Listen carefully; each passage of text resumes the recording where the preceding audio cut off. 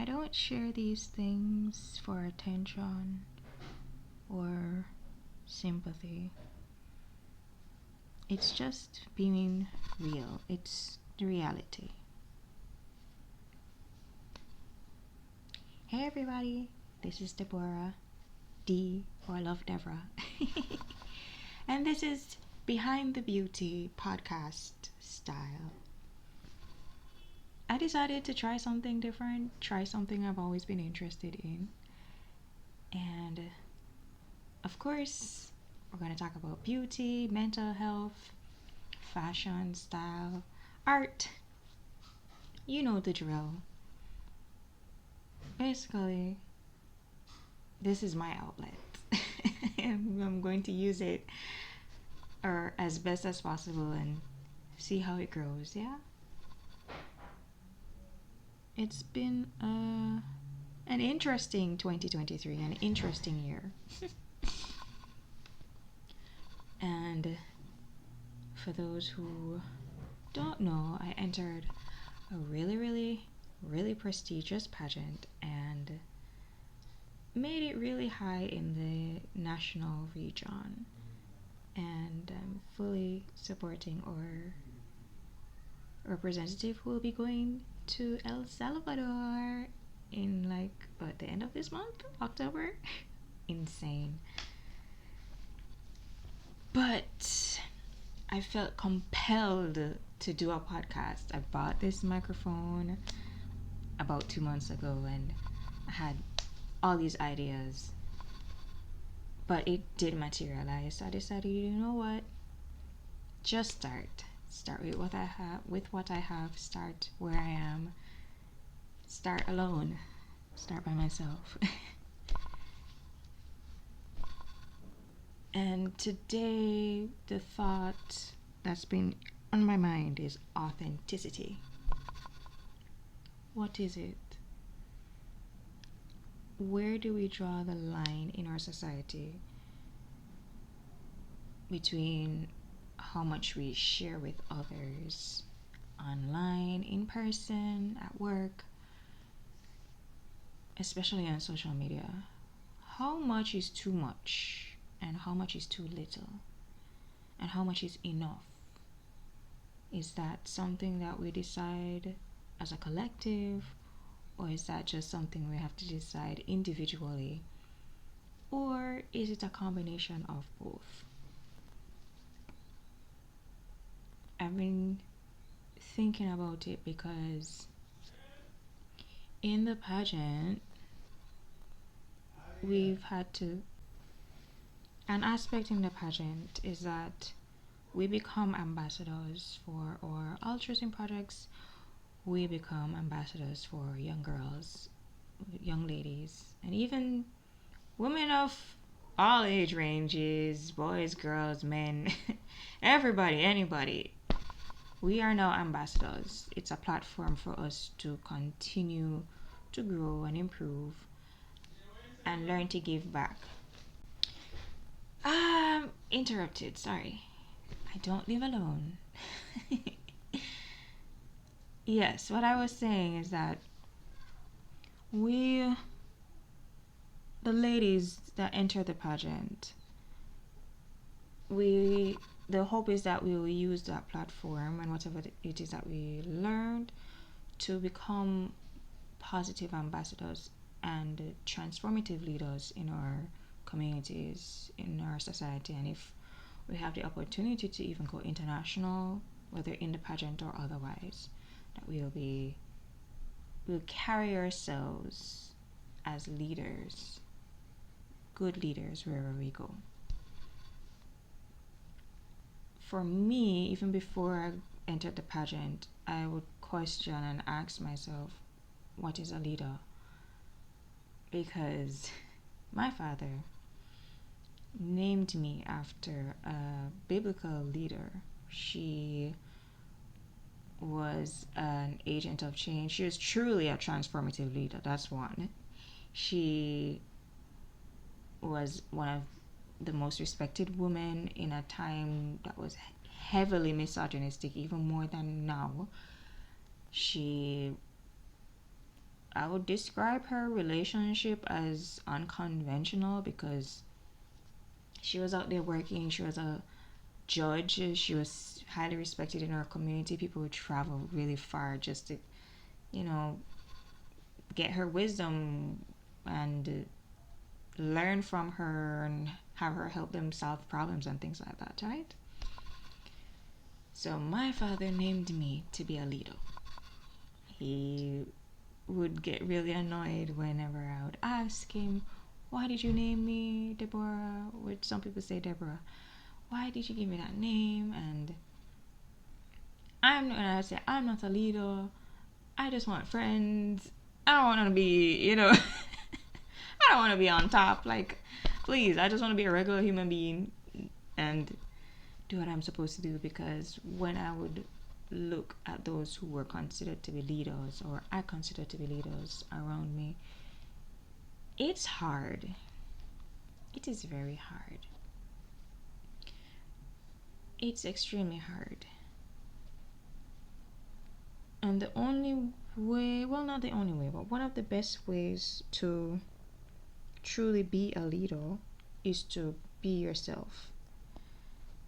That's something that and I'm pretty sure those who are listening can agree with me.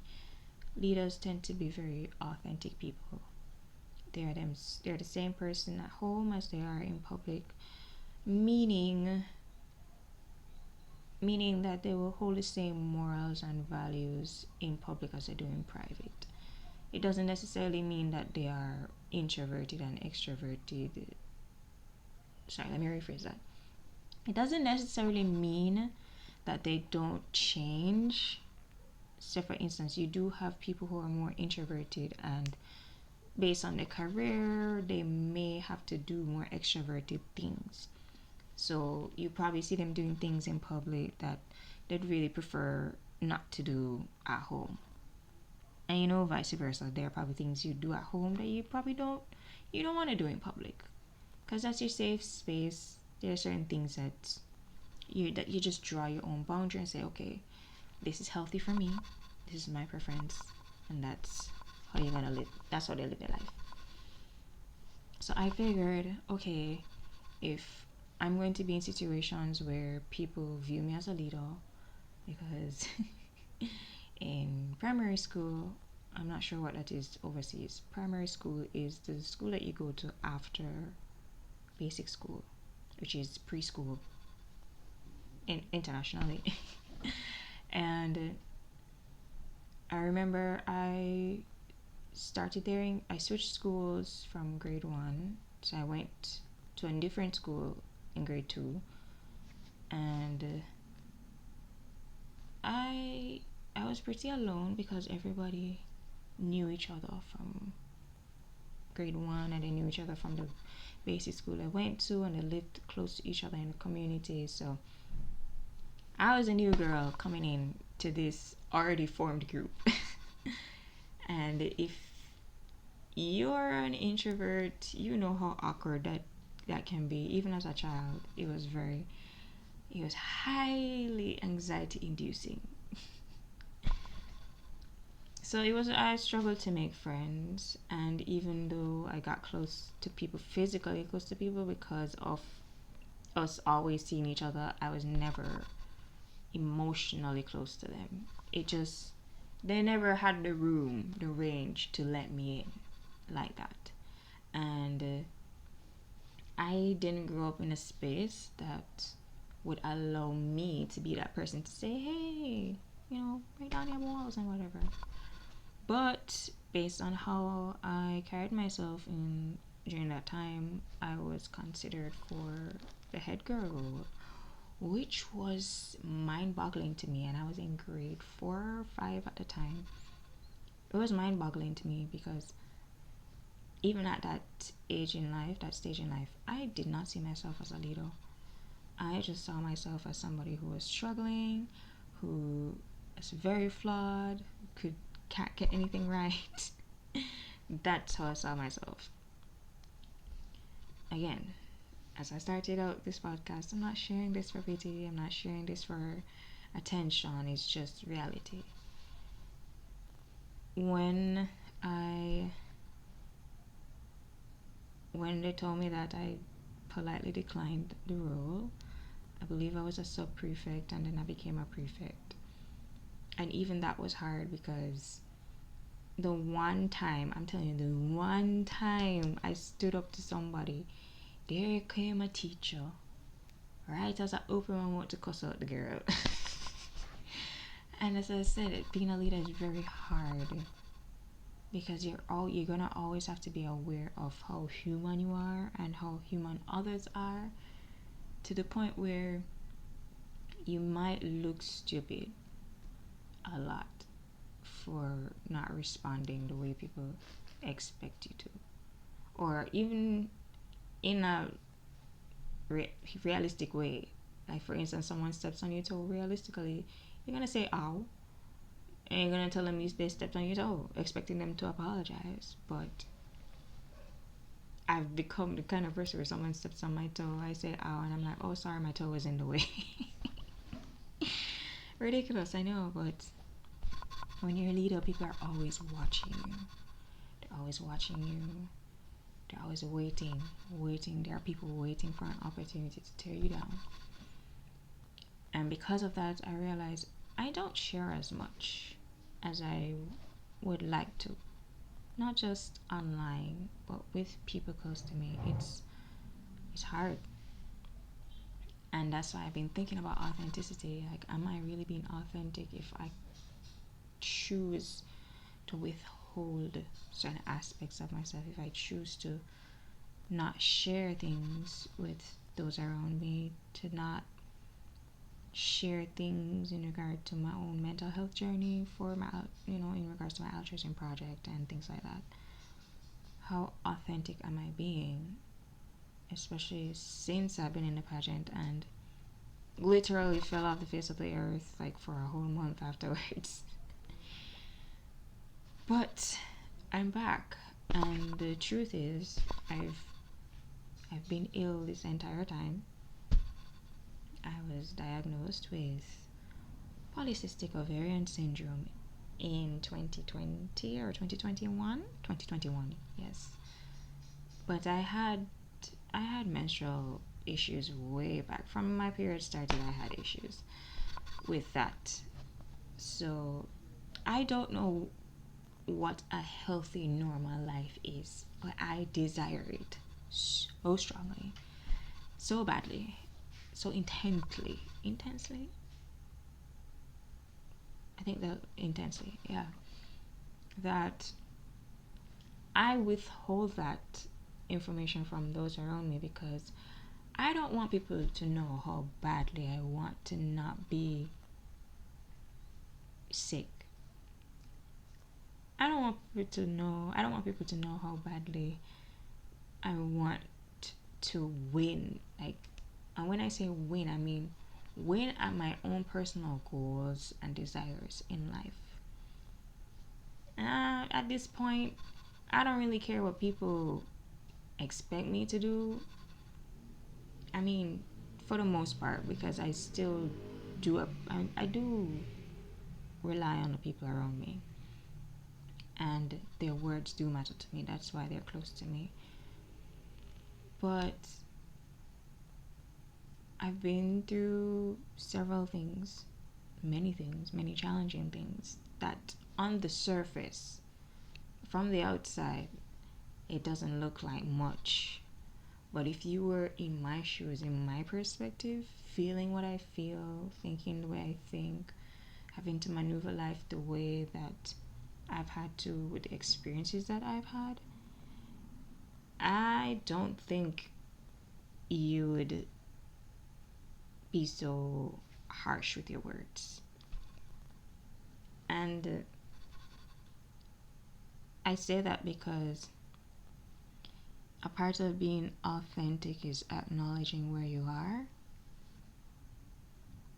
acknowledging what you can and can't handle, acknowledging your triggers, acknowledging that your triggers are your own responsibility, and also acknowledging that People are people wherever you go, man. And that includes you. You being like me, yourself. You're gonna say stupid stuff sometimes. You're gonna make mistakes that really might be that sorry, that hair that falls on the camel's back that breaks them. You know what I'm saying? That you may, your presence, even though you could be this whole ball of light, you being a ball of light can bring out others' darkness, okay? And they don't want that. Or it can shed a light on them that highlights things about themselves that they don't want to acknowledge, or they don't know how to acknowledge, or they're scared to, because being authentic means being vulnerable as well. And a lot of us, we don't have the privilege of being handled well during our vulnerable moments, during our human moments where we say something off or we do something wrong or we make a mistake or we were considered bad and then we change into something good,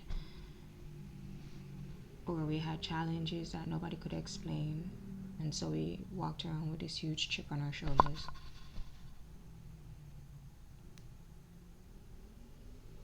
But I've been thinking about authenticity. How authentic am I willing to be in the public eye? Because whether I want it or not, me being myself has put me in a leadership role, several leadership roles. And how I would expect a leader to handle these roles, I don't think I've been doing that at all. And it burdens me. The reality of that burdens me. And I don't know how to release that burden. But maybe that's where the authenticity comes in. That's my dad in the background. Maybe that's where the authenticity comes in. Where we can talk about the things that happen behind the scenes. Hence the name of my little talk segment that I started during the pageant, Behind the Beauty. Let's get down to the nitty gritty. Let's talk about it. Let's shed some light on it.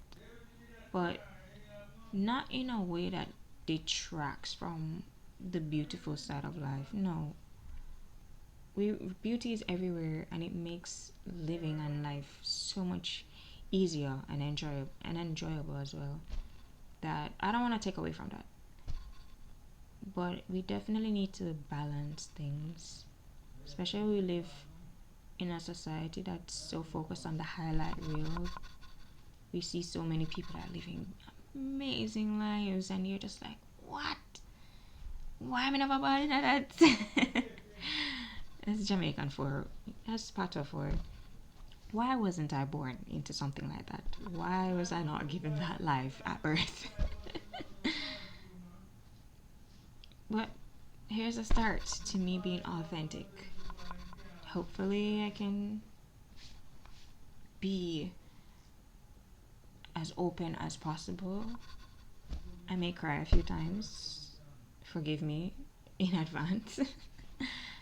And I don't know how often I will be able to post or make content.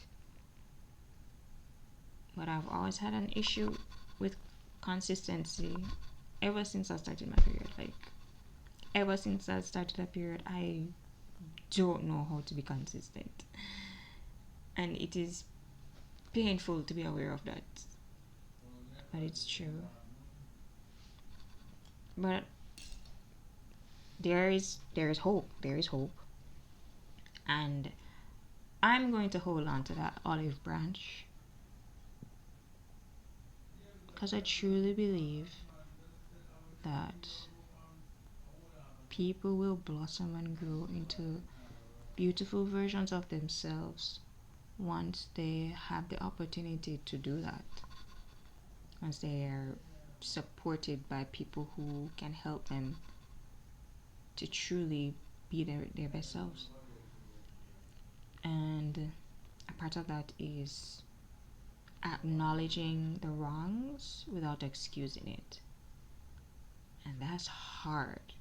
You know, you have to sit down and look at yourself in the mirror and be real with yourself and say, you know, I'm really my biggest problem right now. Like, I am my biggest problem right now.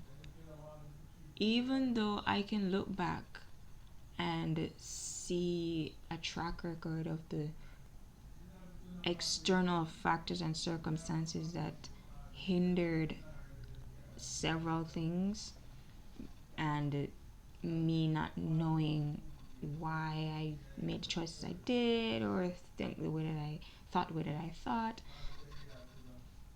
But now that I know, I have no excuse, none whatsoever. And if I want to be better, I can't make an excuse. And me being aware of it and acknowledging it and verbalizing it, it's not me making an excuse for it. It's me being honest, being authentic. We need to learn the difference between excuses and authenticity. Things will happen. Things will happen that will cause us to not be able to do certain things sometimes, or to, disappoint others, disappoint ourselves. But guess what? Just as how there are opportunities that will hinder us, there are opportunities that will make us soar and just blossom and bloom and thrive. And I chose authenticity as the word to describe myself, also based on what other people have told me, to be honest, because I don't want to hold myself back anymore. Like, in the past, yeah, other people, the way I thought about things, but now that I understand and I'm aware, I don't want to hold myself back anymore. So journey with me as I go behind the beauty in my own life, behind the beauty of Eunoia, my altruism project, which helped birth this idea, and behind the beauty of those who are willing to share their story, willing to wipe the makeup off, wipe the beauty off for a little bit, so that we can see the dirty foundation. Because, if you want a strong building, you're going to have a strong foundation, and strong foundations are in the dirt, whether you want to believe it or not, or acknowledge it or not. So, let's go. This is podcast number 1 with Deborah from Jamaica. Alright, comment below, like, share, subscribe. Tell me what you think.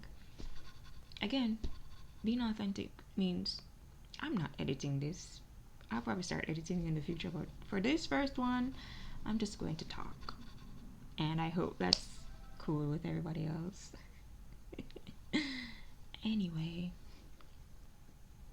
I spoke about a lot of things. If I went off on a tangent, I apologize. But yeah, behind the beauty with Deborah. Be gentle with yourselves, everyone. Comment below if anything stood out to you and if you can relate to what I shared. Okay, keep fabulous. Be patient with yourselves. Keep growing. Rest. Take care of yourselves. And I'll talk to you next time. Ciao.